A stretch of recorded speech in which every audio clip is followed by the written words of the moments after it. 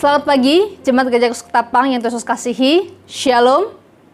Kiranya damai sejahtera dan sukacita dari Allah Bapa kita senantiasa menaungi kita dalam menjalani hari demi hari. Mari sebelum kita merenungkan firman Tuhan, kita berdoa. Ya Bapa, kami datang padamu dengan segala keberadaan kami hari ini. Kami mau membaca dan merenungkan firman-Mu. Berbicaralah ya Tuhan, kami siap mendengar. Hanya dalam nama-Mu Tuhan Yesus, kami sudah berdoa. Amin. Jemaat kasih Tuhan Yesus, perenungan firman Tuhan hari ini terambil dari Mazmur pasal yang ke-62, ayat yang pertama hingga yang ketiga. Demikianlah firman Tuhan. Untuk pemimpin biduan, menurut Yedutun, Mazmur Daud. Hanya dekat Allah saja aku tenang, daripadanya lah keselamatanku. Hanya dialah gunung batuku dan keselamatanku. Kota bentengku, aku tidak akan goyah.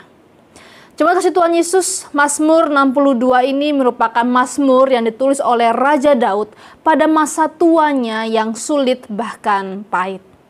Raja Daud pada waktu itu tengah melarikan diri dari Absalom, anaknya sendiri, karena Absalom ingin merebut tahta kerajaan Daud, bahkan membunuh dirinya. Sungguh menyakitkan, bukan? Di masa tua yang mungkin seharusnya menikmati hasil kerja payah selama muda, hidup tenang dengan anak cucu yang akur dan lucu-lucu.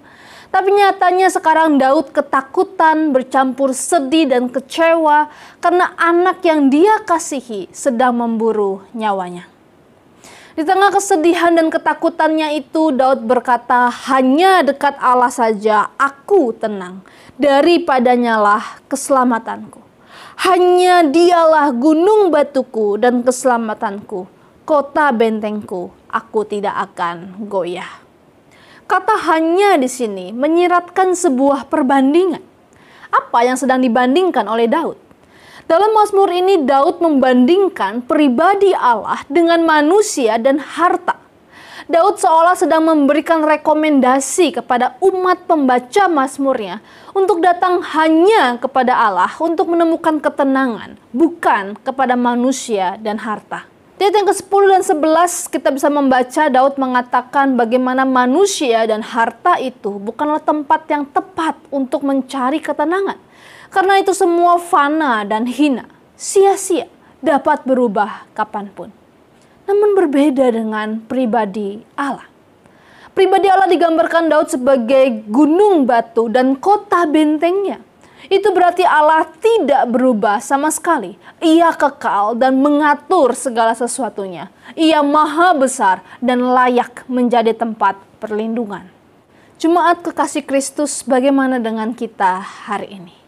Apa benar hanya dalam Allah saja kita menemukan ketenangan? Apa yang ada di hati kita itu dapat terlihat jelas waktu kita meresponi masa-masa sulit yang terjadi dalam hidup kita. Di tengah kehilangan pemasukan keluarga, apakah kita bisa tetap tenang karena percaya ada Bapa yang memelihara kita? Di tengah kehilangan kesehatan, apakah kita tetap bisa tenang karena percaya ada Sang Immanuel yang senantiasa menemani dan turut merasakan kesakitan kita? Di tengah kehilangan orang yang kita kasihi, apakah kita tetap bisa tenang karena percaya ada Roh Kudus yang menghibur dan menguatkan di tengah tetesan air mata? Penderitaan memang menyakitkan, tetapi mari arahkan pandangan kita kepada Tuhan Yesus, sahabat kita yang sejati. Hanya dekatnya kita tenang. Amin. Mari kita berdoa. Ya Bapa, temukan kami di setiap lembah kekelaman kami. Bawa kami ke dalam pelukan-Mu dan dekap kami erat ya Tuhan, agar kami menemukan ketenangan dan kedamaian di tengah badai kehidupan kami. Tolonglah setiap kami ya Tuhan, hanya di dalam nama Tuhan Yesus kami berdoa. Amin.